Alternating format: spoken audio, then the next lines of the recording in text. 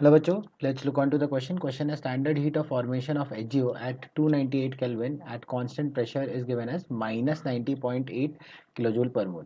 यहाँ पे दिया है कि excess of HGO absorbs 41.84 kilojoule heat at constant volume and calculate the amount of Hg that can be obtained at constant volume and 298 Kelvin. Atomic weight यहाँ पे Hg का दिया है जो है आपका 200 के बराबर.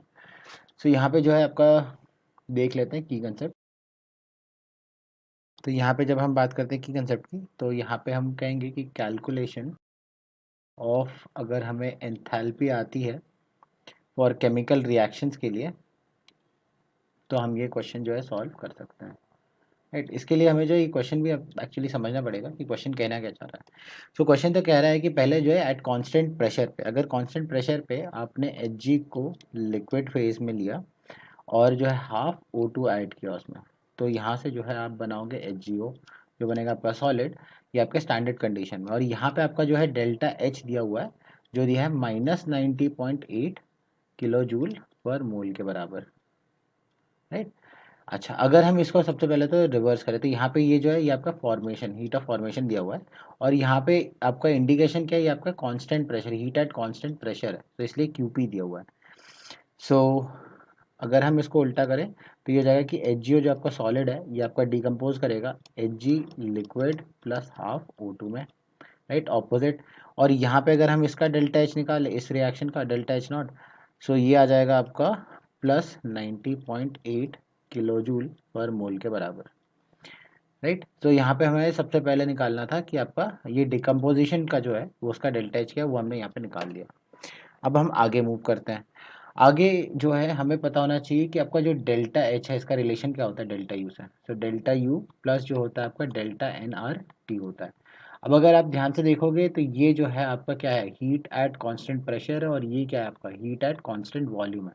तो यहाँ पे क्वेश्चन जो है एट कांस्टेंट वॉल्यूम पे पूछा गया, इसलिए हमें यहाँ पे डेल्टा U जो है कैलकुलेट करना है. तो यहाँ सब्स्टिट्यूट करते हैं. तो ये आ जाएगा delta H equal to delta U plus यहाँ पे डेल्टा एन क्या हो जाएगा, सिर्फ हाफ O2 फॉर्म हुआ है तो half multiplied by R, joules में चल रहा है तो 3.14 इंटू 10⁻³ किलो जूल्स में था, मल्टीप्लाइड बाई आ जाएगा आपका 298 के बराबर.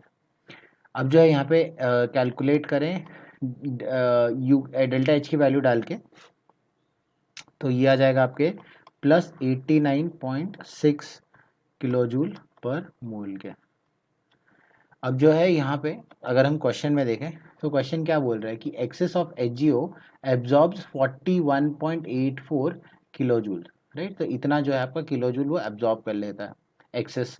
सो इसका मतलब यहाँ पे अगर हमें नंबर ऑफ मोल्स निकालना है कि कितने नंबर ऑफ मोल्स बने हैं Hg के वो एब्जॉर्ब करके, तो क्या हो जाएगा आपका 41.84 एब्जॉर्ब किया है और एक मोल के लिए कितना चाहिए होता है 89.6 चाहिए होता है. राइट, यहाँ से अगर हम अप्रॉक्सीमेटली निकालें तो आ जाएगा 0.47 मोल्स के बराबर. अब जो है क्वेश्चन में पूछा गया है वेट, तो यहाँ पे हम लिखते हैं वेट क्या हो जाएगा, ये आपका number of moles of Hg multiplied by उसका एटॉमिक वेट. सो ये आ जाएगा आपके 0.47 मल्टीप्लाइड भी आपका 200. तो यहाँ से अगर हम मल्टीप्लाई करें तो ये आ जाएगा 47 इंटू 2 के बराबर, दैट इज आपका 94 ग्राम्स के बराबर.